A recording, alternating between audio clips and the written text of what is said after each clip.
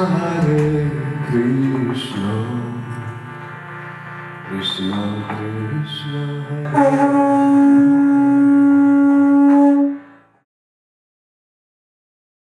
Krishna sözü sanskrit dilindən hər kəsi cəlb edən deməkdir, sanskrit sözündən. Bu Allah Taala'nın adlarından biridir, Krishna. Krishna, Rama, Balarama. Okeanda dalğalar ki bitmir, Allah Taala'nın öz adı da heç vaxt bitmir. Yəni saysız hesabsızlardır. Onlardan da ən əsası Krishna'dır. Çünki Allah alə şəxsin bu addan çox xoşu gəlir. Ona görə də ona Krishna deyə müraciət edirlər. Krishna elmi bəşəriyyətə 2 milyon ildən çoxdur ki, bəşəriyyətə tanışdır.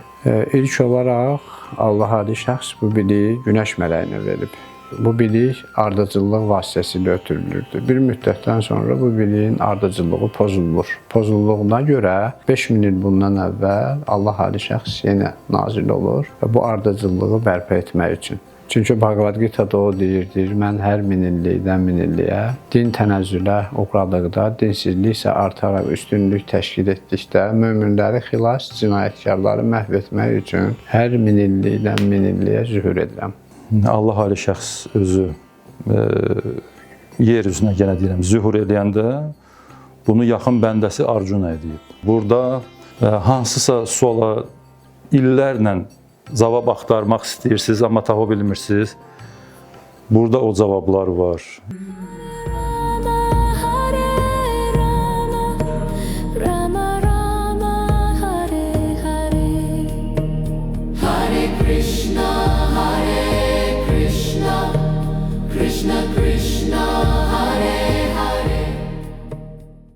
Biz hal-hazırda amneziya xəstəliyinə tutulan şəxslər kimiyik. Və müqəddəs kitablar, övliyalar ona görə nazil olurlar ki, bizə amneziyadan çıxmaq üçün bizi xatırlasınlar. Biz hardan gəlmişik? Biz ruhi dünyadan gəlmişik. Biz bu dünyanın məhsulu deyilik. Bizə verilmiş bədən bu dünyanın məhsuludur. Bizdə 4 prinsip var. Hansı ki, onları biz güdürük, bunu eləməliyik. Çünki bunsuz biz heç bir ibadət də alınmaz bizdə. Birinci prinsip ondan ibarətdir ki, qumar oynamamaq. Qumar oynamamaq günahdır. Bu prinsipə riayət eləməliyik. İkinci prinsip narkotik vasitə, spirtli içkilər yəni içməmək olmaz. Bu da günahdır. Üçüncü prinsip ət yeməmək. Biz zorakılığa yol vermirik, vegetarian həyatı sürürük, vegetarian. Dördüncü prinsipdəki zina eləməmək. Yəni bu 4 prinsipə bu bizim sütunumuzdur. Bu dünya ruhi dünyanın əksidir. Ruhi dünyada Allah anlayışı yoxdur.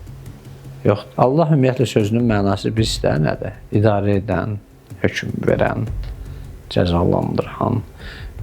Ruhi dünyada kim idarə olunmalıdır? Ehtiyac yoxdur da orada kimisə idarə etməyə.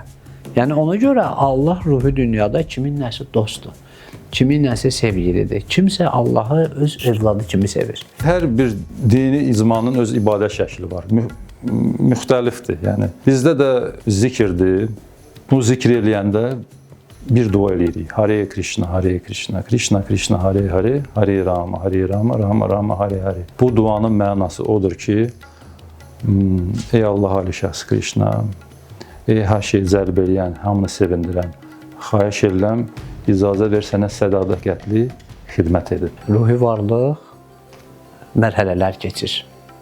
Mərhələlər keçir. 8 milyon 400 min bədən forması var. 400 min insan bədən formalarına aiddir. Mikroblar var, Covid mikrobu var idi. Bədən formasıdır. Ruhi varlıq var idi həmin bədəndə. Həmin mikrob var, indi də var. Hər bizim bədənimizdə də var. Sadəcə olaraq aktiv halda deyil. Covid mikrobu hər bir bədəndə var. Deyirlər, nə bilim, yalandan deyirdilər ki, Yapon alimləri yeni bir icad ediblər, hansısa mikrobu. Mümkün deyil. Bu dünyada heç nə yeni icad olunmayıb. Heç nə də yeni icad olunmayacaq.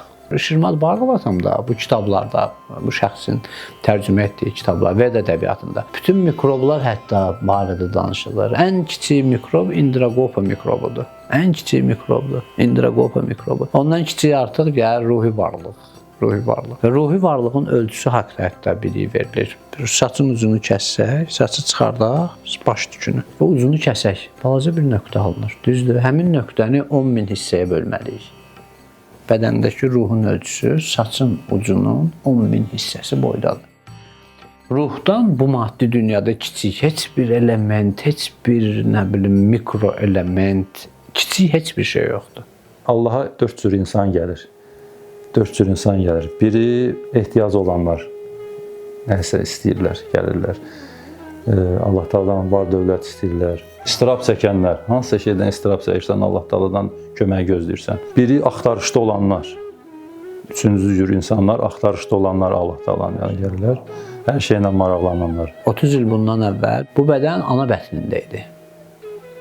1 il keçdi üstündən, ana bətnindən çıxdı.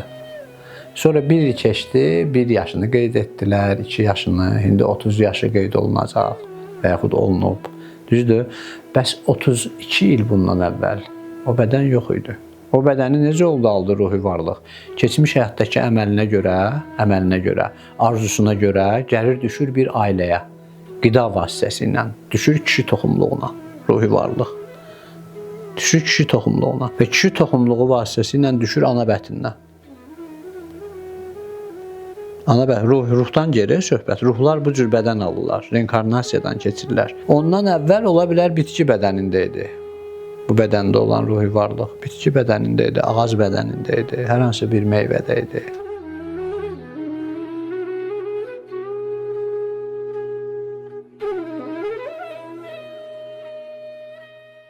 Fərqləndirən heç nə yoxdur.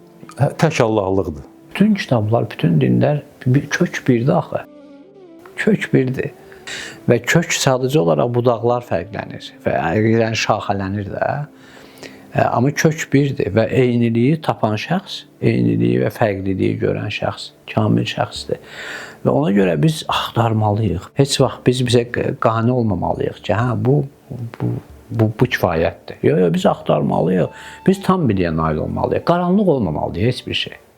Krishna Hare Krishna Krishna Krishna Hare Hare